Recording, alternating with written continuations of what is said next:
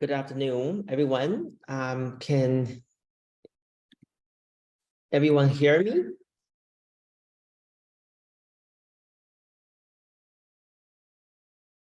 Excellent, thank you. So it's about 5 afternoon. I think we'll get started, and the rest of people can slowly join in. So my name is Kun Tian. For those of you who don't know me, currently I am leading the allergy division. We're still under development, but we are close to implement our clinic in the near future. And our clinic primarily focuses on drug allergy, namely beta-lactam and penicillin allergy. Due to multiple factors, at this point, we're not able to provide a full allergy service, but we're going to cover why the rationale we choose this area of allergy to be implemented in this allergy division. So today we are going to talk about penicillin allergy and the beta-lactam allergy, which is what we are primarily focused on, because this is probably the majority of patients in the hospital or in the community they're facing by having the #1 allergy they have in the drug allergy category. Just going to, so please, during the talk, if you have any questions or comments, you can either put into the chat, but sometimes I can keep tracking the chat very closely, or you could just ask questions. It's maybe easier that way. I saw this. Okay. So the objective for today is that at the end of the presentations, the learners will be able to review the of 10 drug allergy history. The reason why I say review is because I gave a talk last year, particularly for general approach for all kinds of drug allergies. That's only a general approach, but I think we need to review it because it applies for all kinds of allergies, including penicillin and beta-lactam, as well as a focused drug allergy examination and understanding the unique natures of penicillin and the beta-lactam allergy, and be familiar with a common diagnostic test for the upcoming drug allergy clinic at Scarborough Health Network, namely penicillin and beta-lactam, and list some of the basic management strategies for drug allergy. The reason why I say this is that it's really a collaborative approach. It depends the method we can use to encounter the drug allergy issue. For example, challenge versus avoidance or versus desensitization. And update on the current SHN drug allergy clinical development. So the drug allergy is prevalent in about 3 to 6% of all hospital admission patients. And often you will see that patients labeled as allergic. And in fact, allergy is a very important section among all the histories before you order any medication. And currently on the EPIC, if you don't review allergy status, you'll not be able to prescribe any medication. And then 10 to 20% are unpredictable and dose independent. What does that mean is that this is a truly allergic reaction. It's not a side effect. For example, you give too much Tylenol, they may cause liver injuries. Too much NSAIDs, they may impact their renal functions. But this is meant to be allergic nature. Although I do want to mention that certain allergies does have slightly dose dependencies, but in general, they're dose independent, which means a normal dose given to an individual that would trigger a reaction. And allergic causes among this is about 10 to 6%. So the general approach of allergy is actually fairly simple in terms of the steps. So step #1 is to see whether this is truly allergy. We talked about earlier, it could be a side effect of medication. If you gave a patient a lot of beta blockers, the heart rate is going to be low. They may feel dizzy. And then that's not allergic. It's the nature of the pharmacology of the drug. If it's allergic, so you want to know, is it immediate reactions or delayed reactions? So the reason why I label that is that the management is very different. But keep in mind, under immediate reactions, there are many different mechanisms. It could be, for example, the classic IgE-mediated allergies, which you will see the anaphylaxis like. And we see the old-term anaphylactoid reactions, where you give them a medications, they do not produce any antibodies, rather they triggers direct mast cell degranulations by binding to receptors. Classic ones are vancomycin, fluoroquinolones, and some of the chemo agents. And then others are complement mediated. For example, iron infusion induced reaction usually is complement induced. The reason why I see that is that the management is quite different. It depends on nature, but many times you don't know. And delayed reactions, they can divide it into many different subclasses as well. The classic ones you see is a morbidiform eruptions. We call them maculopapular. Or the severe ones, the Stevens-Johnson's, the 10 spectrum, and those ones you need to recognize it because they are absolutely contraindications for further drug use, even structurally similar medications. So the management-wise is very simple. You either avoid or you challenge them. So here, many people don't understand what's the difference between challenge them or desensitization. Challenge them is to give them drug gradually, usually 2 to 3 steps, no more than 4 steps, to confirm whether you're allergic or not. Versus desensitization is to giving patients medication gradually so that they can tolerate the medication by different kind of mechanisms. Because you can either desensitize immediate reactions, for example, iron, for example, beta-lactam induced anaphylaxis, or it can be delayed reactions. For example, people have subtra allergy, mild. They need that for PGP prophylaxis, or certain medications, allopurinol induced mild reactions, or TB drug induced mild reactions. Those ones you may potentially consider desensitizations, but those ones are very long and gradually, because what they does is changes the receptors and immunopathways. So the traditional classifications for drug allergies is the Jur and Kuhl's criteria, which you learned, most of you learned from medical school. And this classify the drug reactions as type 1, we call it the IgE-mediated anaphylaxis. Type 2, the cytotoxic, for example, hemolytic anemia.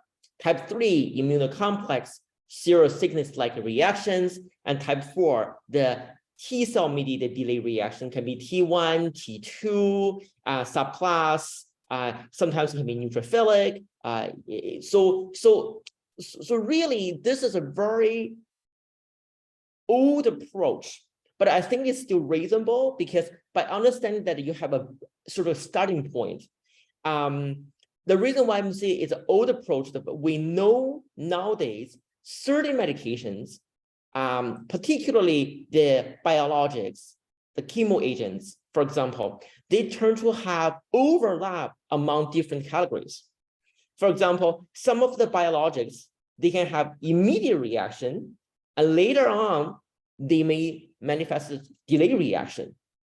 And then there's a paper just published this year in January that even outpatient penicillin beta-lactam, there's a phenomenon called a delayed acute reaction. So that means 24 hours later, you start develop reactions again. So it's a bit different from the second peak of the reactions. So as you can see, it's not straightforward. But the practical approach when it comes to clinical practice really is to see what is the timeline? How do you define immediate? How do you define delayed? So if you want to remember one thing for this part of the presentation, if the immediate reaction means any reaction happens within 1 to 6 hours. So that's considered as immediate reaction. Usually, this group of reactions can be managed by epinephrine. The cutaneous manifestation can be managed by antihistamine if it needed to. And generally, this group can be desensitized. And there are delayed reactions, usually days to weeks. So this has a bigger group. But if anything, say, oh, I had this medication, amoxicillin. A week after I developed this diffuse rash, then that will be classically considered as delayed reactions. And certainly there's mixed, as we discussed earlier. What do we need to know? Why do we need to know this? The reason why I discussed earlier is understanding the nature of the reaction and guide our interventions. Because not all drug reactions need avoidance, antihistamine, epinephrine, or steroid.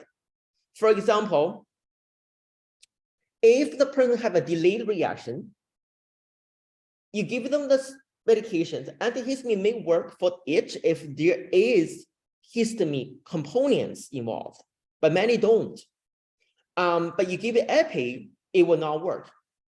And steroid doesn't have to be given even for severe reactions. For example, DRESS, if you don't have DRESS syndrome, but some of you have heard about drug reaction, eosinophilic systemic syndrome. If you do not have renal involvement, you do not have pulmonary involvement, you do not have to give them steroid. So the key is history, not testing.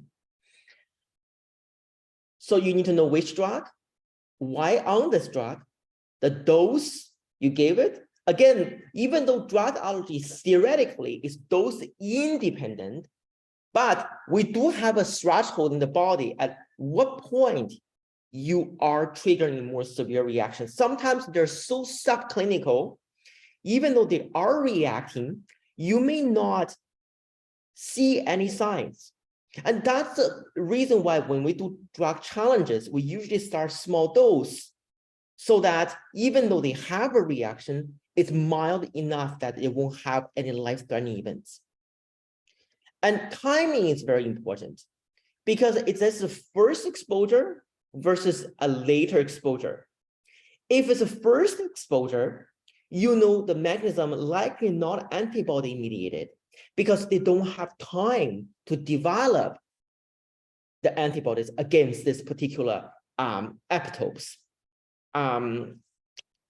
Or later exposure, then you could think about, oh, it could be IgE mediated reaction. So nowadays there's IgG mediated reaction as well. So, so the treatment is quite different. If there are, for example, iron infusion induced immediate reactions, they are complement mediated. So often those group of reactions, what you do is slow down the reactions, the infusions, and given small amount. And research has shown that that's all you need, really. So you can pre-medicate them, you can give them medications, but how much that's going to help compared to this method, it's debatable. Another one is vancomycin induced, for example, the Reitman syndrome, right? But if it's truly IgE mediated reactions, then you will have to consider those pre-treatment options. But in general, you give them, it's not, most times not going to be wrong. And what are the standard symptoms, right? Do they have any airway involvement?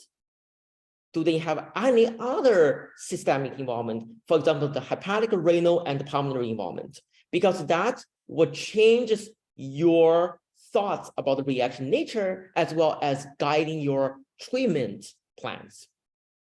Some of the cofactors I would like to mention that that's the fascinating part of the allergy world.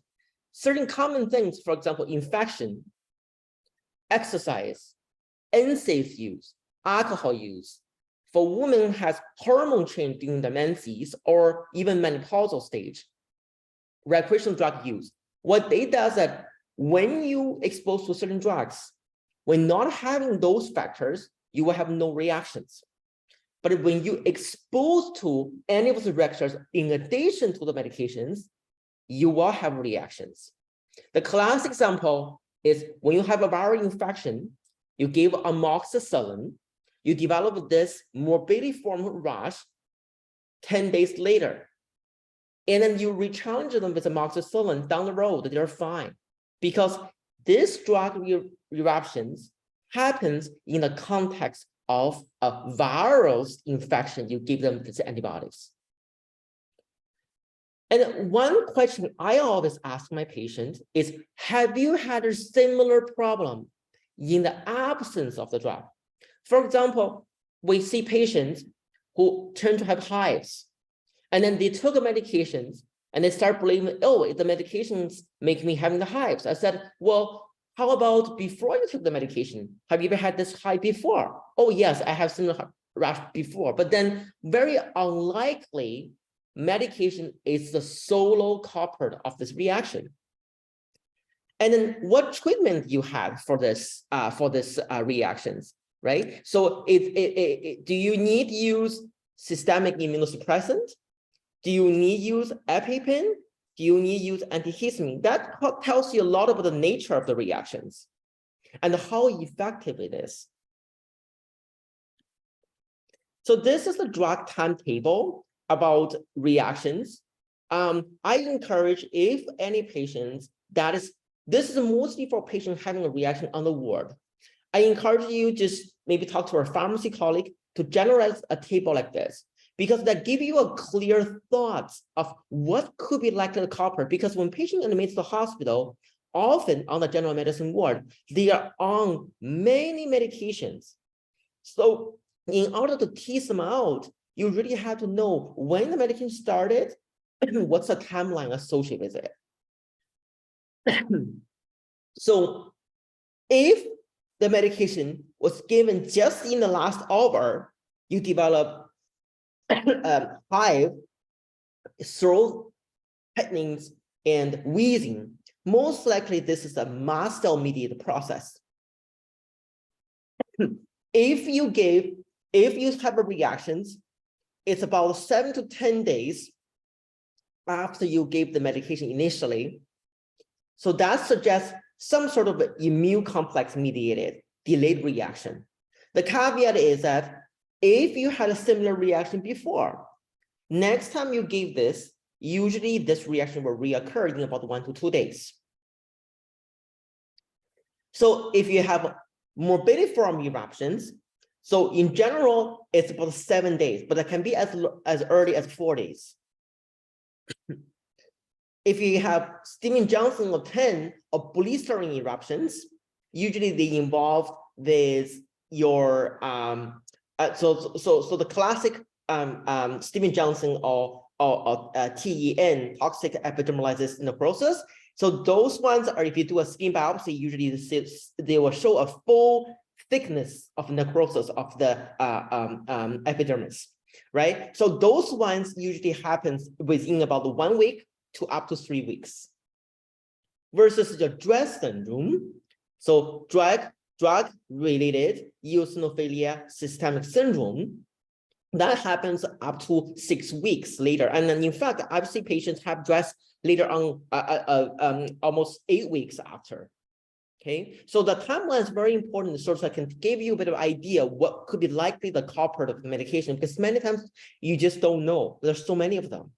And then became more complicated is that certain medications are very essential for their treatment. And do you stop them now, or what do you do, right? But the key thing, another part is to understand the red flags of any medication reactions. If you have a fever without all other clear causes, so that suggests a drug fever. Usually this kind of reactions are drug specific, and it is considered a red flag because there could be an early sign of systemic reactions. For example, serosickness-like reactions, or even stress syndromes, or you have really bad Stevens-Johnson, so then later on, you can develop fevers. Painful rash usually suggests something is not good, suggests the involvement with nerve endings. Mucosa involvement, as you know, the Stevens-Johnson spectrum often have mucosa involvement. Blister inflammation, you can have drug-induced SGS-10 or bolus eruptions, pemphigoid or pemphigus. And skin desquamations usually suggest some sort of skin separations, usually dermal-epidermal separations. If you do a Nurkowski sign, they'll be positive. But just keep in mind that skin desquamation sometimes depends on the stage of the drug reactions. Usually later on, you have skin desquamations, could be also suggestive a sign of recovering. Usually we'll talk about the skin desquamation. I have a picture to show you later on. You will know, as usually it's that early stage, very I just gave you a sense that this is not good, like a big, like very bad burn. Lymphadenopathy usually is not good, suggests either you had a reaction that's systemic, or perhaps by having the reaction, you start developing complications. And joint inflammation suggests serosickness, and certainly hepatic renal pulmonary involvement, because certain drugs itself can cause this too. Classically, hepatic involvement is amoxicillin. Some of the penicillin categories, Beta-Lactam, can cause renal impairment, AIN. Some of the Beta-Lactams can also cause pulmonary eosinophilic pulmonary involvement. So those are usually drug specific. But certainly, if you have a systemic reactions, in the end, as a complications, you will eventually affect the renal, liver, and pulmonary functions. Physical examination, usually this is more so in the acute stage. So just like any other exams, you check the airways, check the cutaneous findings, check the respiratory status, and joint examination, check the lymph nodes. So one thing is that very important to understanding the nature of the rash, because it tells you a lot of information. When you see a rash like this is a classic urticaria. Certainly, you can only call it a urticarial-like rash, because why I say that is that if this rash stays at the same spot more than 48 hours, and they're painful, and some of the older lesions start becoming bruises and even became like a darkening, that may not be a urticaria anymore, right? That could be a suggestion of a development of a urticaria vasculitis, which is a different mechanism from a general urticaria. Or I have seen patients has drug-induced bolus eruptions. Early signs is actually urticaria-like, because the histamines, mast cells plays a role in the underlying pathophysiology. So what you can tell the consultant really just, oh, is this lesion looks like urticarial? So they give you a thought, oh, is this early development of delayed reaction? Or if this is just truly an immediate reaction. Certainly if they develop respiratory symptoms, then they will more lean towards immediate hypersensitivity. This is angioedema. Often, you can call it, like a drug reactions or sort of underlying mechanisms due to effective with bradykinin pathways like ACE induced. But histamine-mediated reaction can also cause this angioedema. They're usually a little itchy, and then they respond to the classic immediate treatment, antihistamines and epinephrine. This is what we call morbidiform rash. As you can see, they are diffused. They are as what we call the macular papular looking, generalized, so they call morbidiform.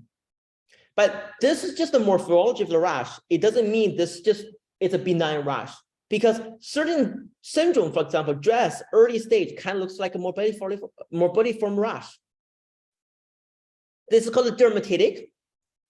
Dermatitic really means it looks like an eczema, the poor defined plaques around these lesions, right? So certain medications can elicit dermatitic eruptions. An example can give you a biologics, sometimes can cause that. This is psoriatiform, so that looks like a psoriasis, right? But by giving them the drug, they may develop this. And interestingly, there's a paradoxical phenomenon. People using certain medication treating psoriasis biologics, for example, they have this paradoxical reaction. They end up having a psoriatiform eruption. And this one you should never miss. That's what I talked about earlier, the epidermal-dermal separations. This suggests something really bad. As you can see, these are sort of like a burn, and a fresh-looking burn. And those, you have to think about the Steven-Johnson's 10. So this will be 10, because Steven-Johnson is less surface area. And those ones, if we don't treat it, the mortality rate is up to 50%.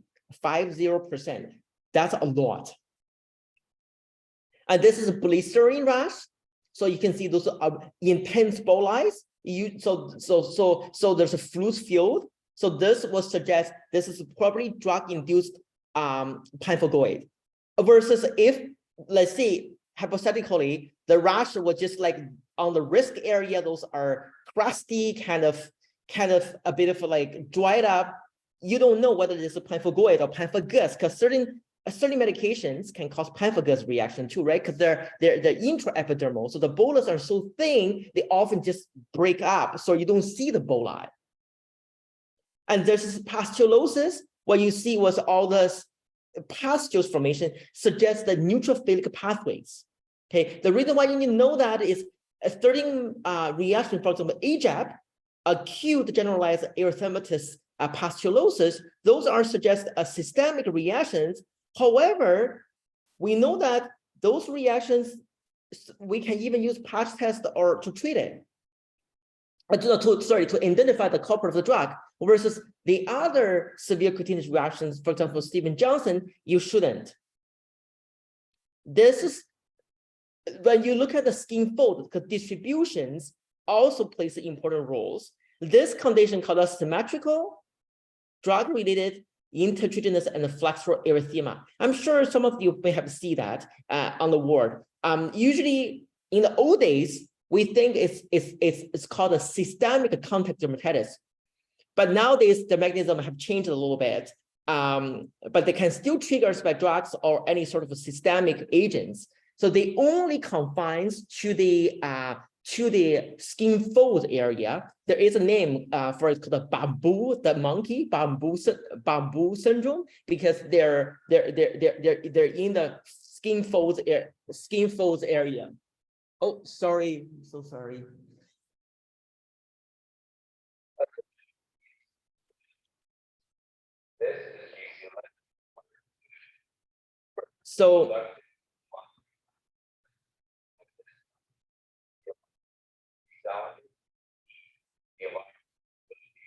So in terms of a lab test for drug allergies, there are CBC differentials, peripheral blood smear, you're looking for hemolytic workup, liver function, renal functions, CRP, ESR for inflammations, urine analysis looking for any blood or proteins, chest X-ray for pulmonary involvement, and then one of the markers we call tryptase is like we call the troponins of allergy. If you have acute reactions, you want to see whether they're elevated or not.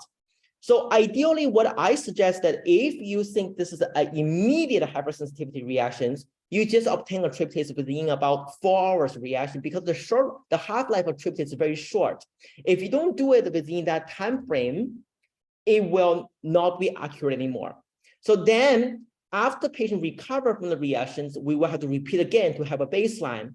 In order to call the activations, you want to do it according to the formula, the baseline times 1.2 plus 2. So if you have a normal tryptase like only 2, and then the tryptase during the reactions, it became 8, for example, and 8 tryptase is still considered normal, but in this case, by this formula, it's activated, so it suggests you had a reaction. So it's very important to do it twice, baseline, either before reactions or after reactions, and during reactions within 4 hours.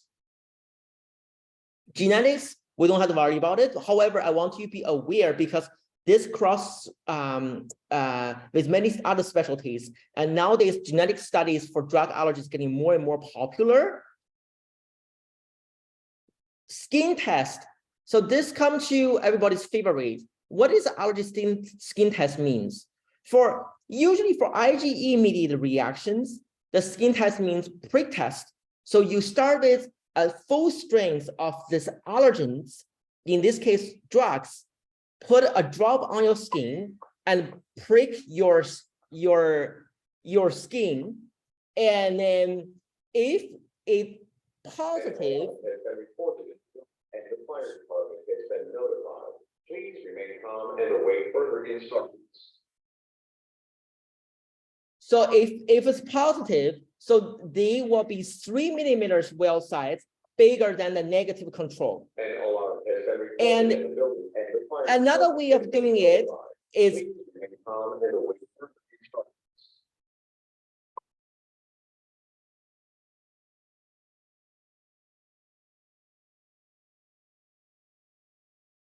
An alarm has been reported in the building, and the fire department has been notified. Please remain calm and await further instructions. Another way of doing this is intradermal testing. What you do is you inject, use a tuberculin syringe about 0.02 cc's of the drug. But because you're injecting under the skins, it's only about 1/10 of the usual concentration. Again, the positive test means about 3 millimeters well size bigger than the negative control. The negative control in this case would be your seating, and there is a 5 millimeters flare size around the wheel. For delayed reaction, we have 2 methods nowadays. One is intradermal delayed readings. So what you do is that just like you do an intradermal test for immediate reactions, and you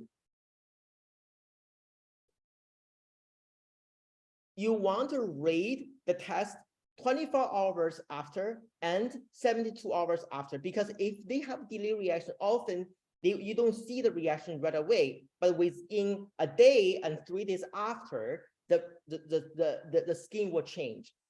So another way of doing it is patch testing, which currently we do not offer at our clinic. This is for delayed reactions, but particularly, let's say, maculopapular, AJAP type of reactions. You mix them with 10% 10% drug in the Beta-Lactam base, and you remove in about 2 days, and then you read them usually about 4 days after, or even longer, depends the drug you use, and see whether they have reactions. There's different grading system, just like you send your patient for contact dermatitis readings for those contact allergens. So this is the sort of the table about the different allergy testing methods. And the first one is the skin prick test. You see, if you prick the skins, there's a histamine control and the saline control. The histamine control should be positive, where the saline control is negative. And you can see the wheel here. But if it's a positive test, this is pre-pain, for example, and then they would be positive at least 3 millimeters bigger than the negative control, not to compare with the histamine. Histamine just to tell you that, okay, the skin will react with histamine release. And similar principle for the for this histamine for the intradermal testing as well. And patch testing here shows the delay reaction method. You can either use a patch testing or intradermal. So the intradermal is exactly the same. The only difference is that you don't read it about 15 or 20 minutes after, you read days after. So if you want to send the patients to our clinic for evaluation, one thing I would strongly suggest you to recommend to your patients, this is the slide, it's very practical, is that what medication should you avoid or hold before testing? If you think the reaction is immediate reactions, usually we ask them to hold antihistamines because it makes sense. If you are on antihistamine, you have a skin test, that will give you a false negative result. But the question is, how long should I hold the antihistamine before the testing? I usually suggest 3 to 7 days, depends the medications. So if you don't know, 5 days or even more secure 7 days. Certain medications, for example, the older medications, the Atarax, you may even need it longer versus like the older generation Benadryl may be shorter. So it depends on the half-life too. H2 blockers, 2 days is enough. And I am a very conservative practitioner. So some literature say maybe 1 day is enough. If you have eye drops and nasal sprays, for example, you're on Demista, which has a local antihistamine, it's suggested to hold 1 to 2 days. And one thing people don't realize that tricyclic antidepressant has a antihistamine effect. Usually we suggest 14 days holding. If you're on topical steroid, we suggest 21 days, 3 weeks before the testing. And usually to the sites of where you apply the topical steroid. And interestingly, for immediate reaction, oral steroid, it does not affect. If you're on omalizumab, Xolair, which is anti-IgE agents, 90 days time frame will be adequate. For patch testings, if you have so you want to be rash-free for at least 2 weeks. And you don't want them to expose to sunlight, because if we do it on the back, for example, or the forearm, sunlight what alters your immune response in the skin. So you may end up having a false negative. Topical steroid, topical calcium urine inhibitors, for example, Protopics, and then you should be avoided for 1 week before that. And oral steroid will affect delayed readings. So usually we suggest you're on oral steroid. If you can be off, usually have to be 1 to 2 weeks. So again, this is show you how to do a skin prick test. We do not do allergy skin test until about 4 to 6 weeks after initial reaction. The reason why is that they often give you a false negative result. Your body, after you have a reactions, they will develop something called an allergy. Allergy means your body will not mount the similar reactions or same level of reactions to the allergens. Hence, if you just had a reaction, you do the test, it may give you a false negative. So intradermal, again, is diluted. Instead of prick them with the needle, we will just inject under the skin. Here's patch test again. And then this is just a summary of what we just discussed, what differences between delayed intradermal or patch testing. In our clinic, most likely we'll do delayed intradermal because currently we do not have patch testing facility supplies. And then those ones, we should not need to do it at SHN because of funding issues. But more and more popular among the special tests is HLA typing, genotypings. So example, allopurinol, the HLA-B 5801. I know a lot of rheumatologists are doing it now for gout patients, especially people have East Asian backgrounds. We actually just had a patient, I don't know if Zhang's here, we had a patient, an Asian patient who had a Dravet syndrome. And I bet he has this HLA type on the ward. Carbamazepine in Han Chinese, and in Europe and Japanese patients, they're different, believe it or not. And Dapsone, sulfonamide in Chinese patients. Bacavir, in the old days, we used Bacavir for HIV treatment, and we all have to send for this. Usually infectious disease specialist does it. And the vancomycin for DRESS is getting more and more recognizable, and we send it for HLA 3201. So the next step for confirmational is drug challenge. So the gold standard is drug challenge to confirm the allergy status, because sometimes you're gonna have false positive or negative skin test.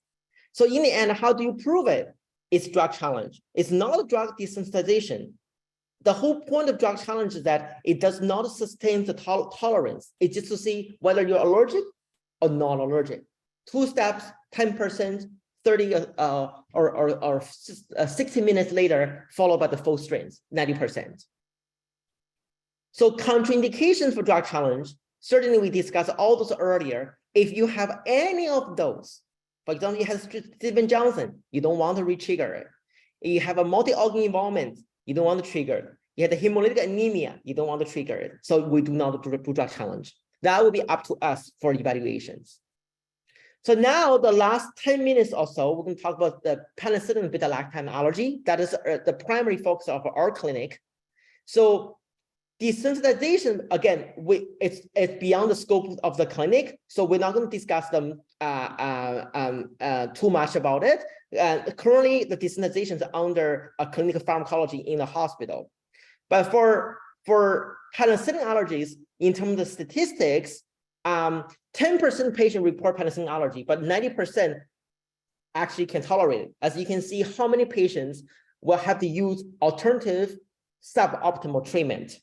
And then another caveat is that penicillin allergy patients often outgrow. 50% of patients with IgE-mediated penicillin allergy will lose sensitivity over 5 years, and 80% over 10 years. That means after 5 years, half of the patient will be able to tolerate again, right? So that they need the reevaluations. And the rate of penicillin-induced anaphylaxis is actually really low. It's about 1 to 2 out of 10,000 people.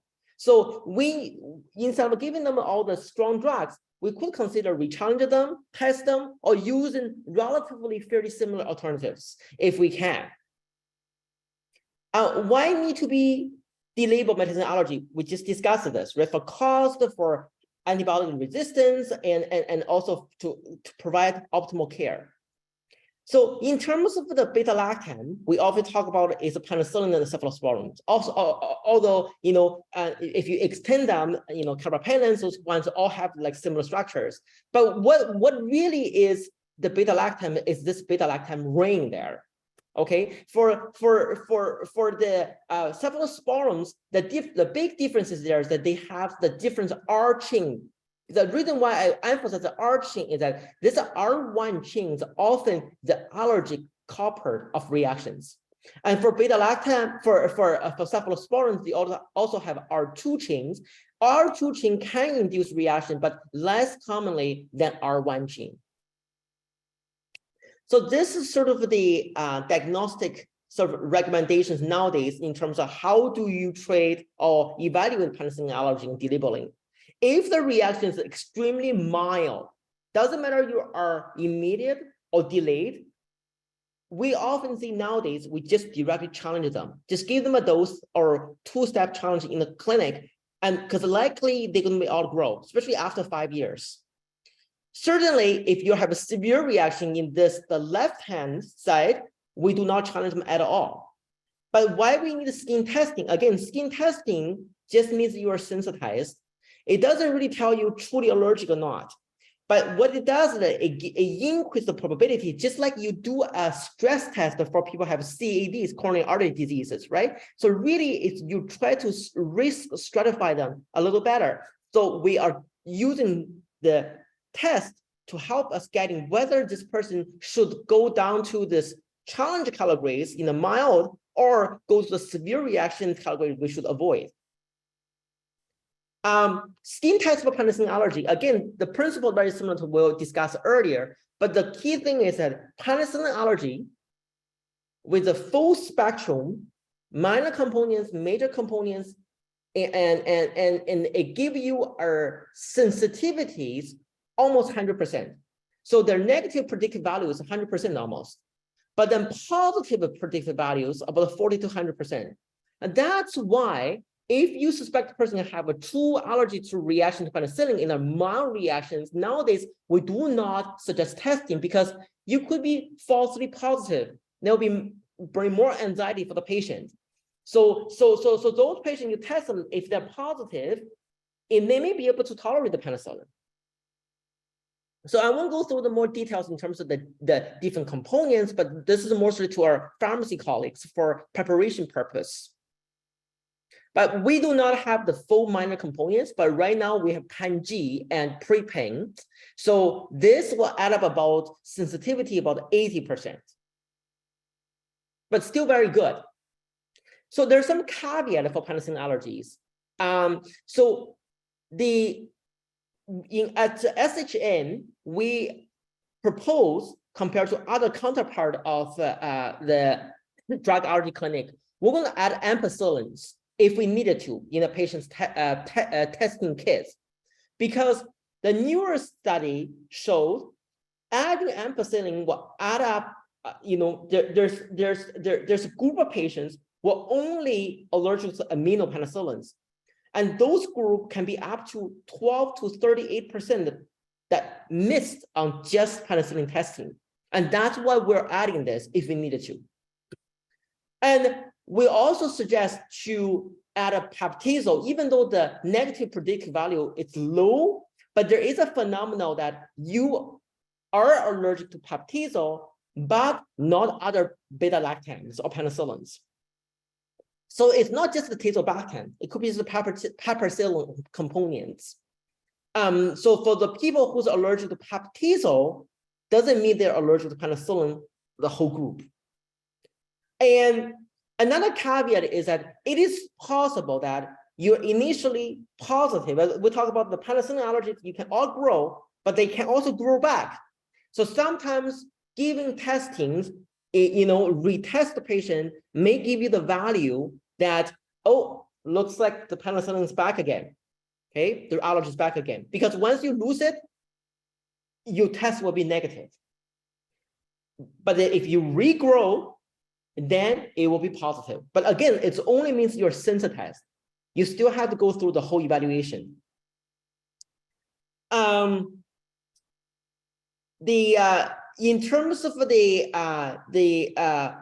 drug challenge, so I put a quotation mark for placebo testing. There is a practice guideline just published last year.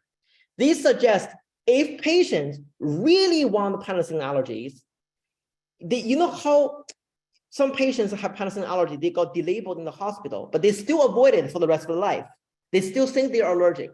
Sometimes you have to use quotation mark to do a placebo testing to prove them you're okay, so that they are trusting you or trust the healthcare worker. I know it sounds like, it doesn't sound like a common everyday medical practice, but the practice guideline last year did show that by offering those placebo testings, patients actually benefit from it because they will feel more confident taking penicillins, and they won't tell a different doctor that, oh, I'm still allergic to penicillin. And for delay reactions, because people may asking, okay, if I have a delay reaction, do I need to take the drug every day to elicit the reaction? No, you only need one dose to elicit the reaction. So that's also newer update. So one dose is enough to elicit delay reaction. So if you have a positive skin test, then what's next?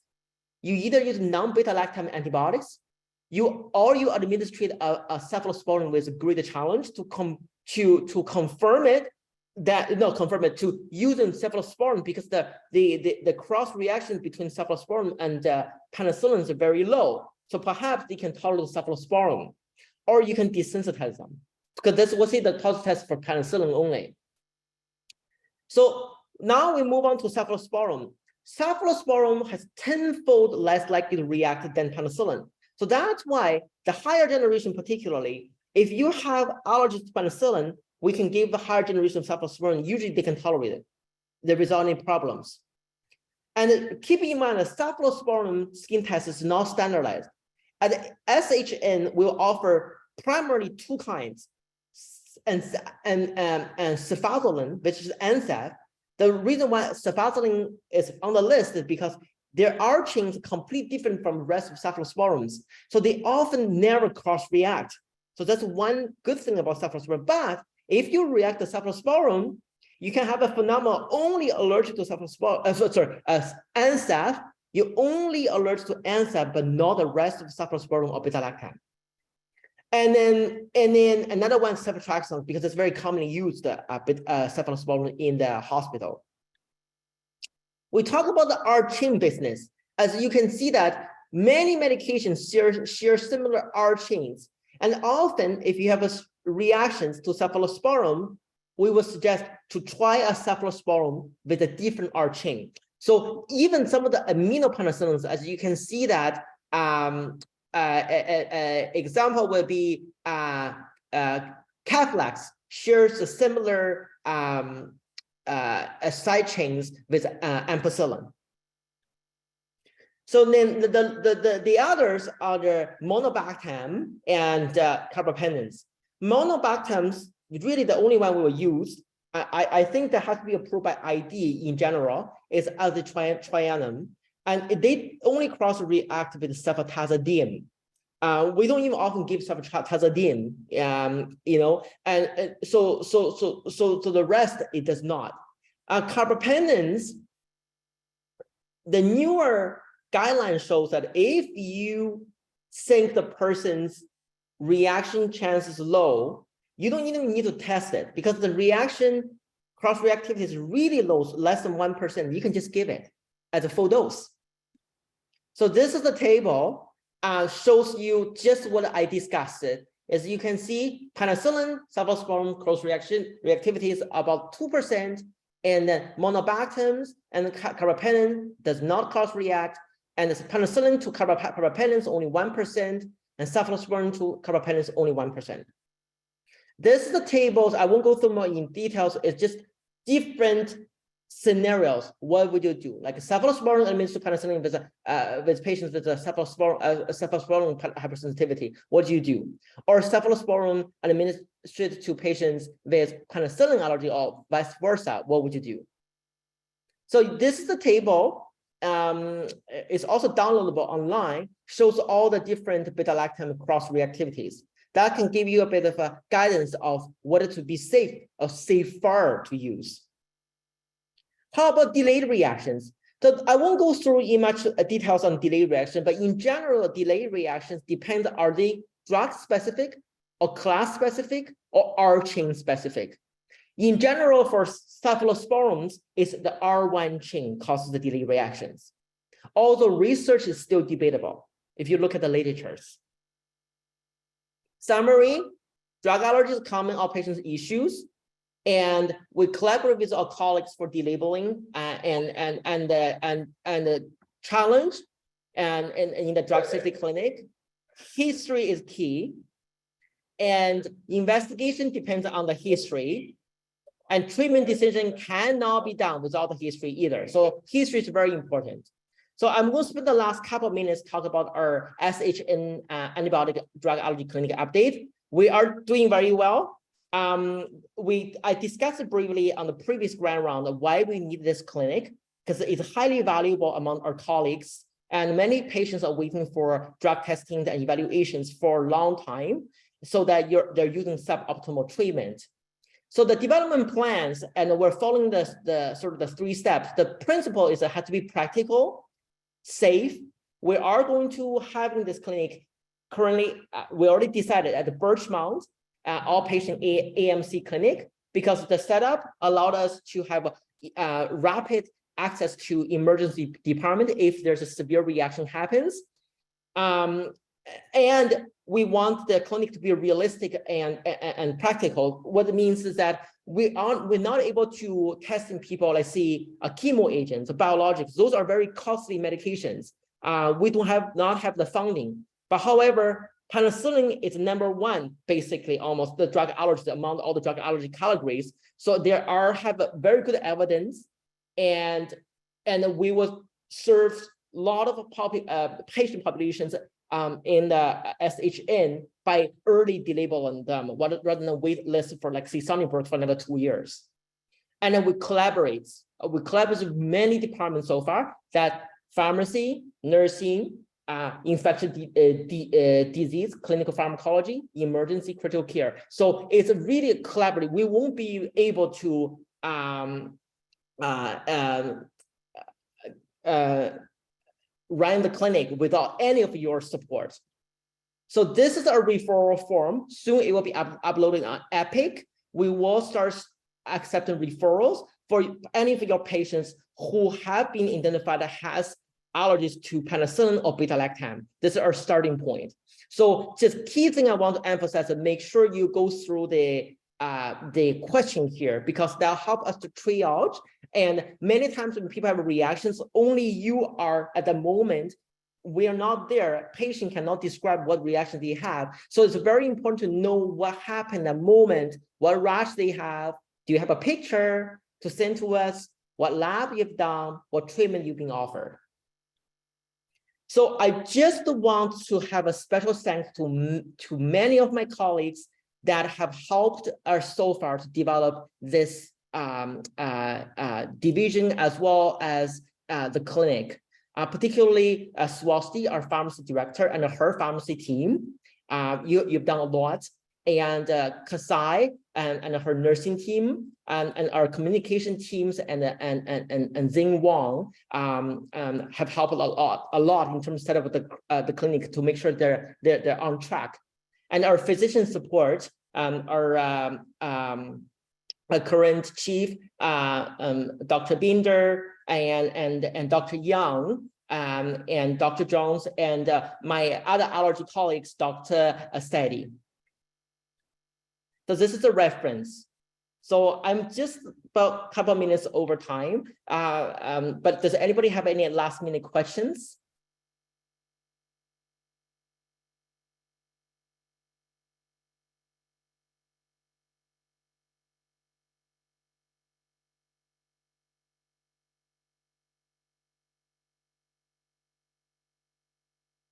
And there's no questions in the chat.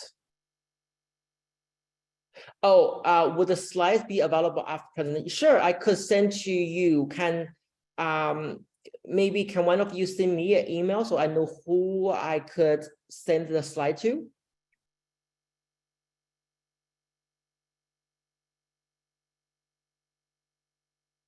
Okay, that will conclude our grand round today. Thank you so much, very much for inviting us, and thank you for your attention.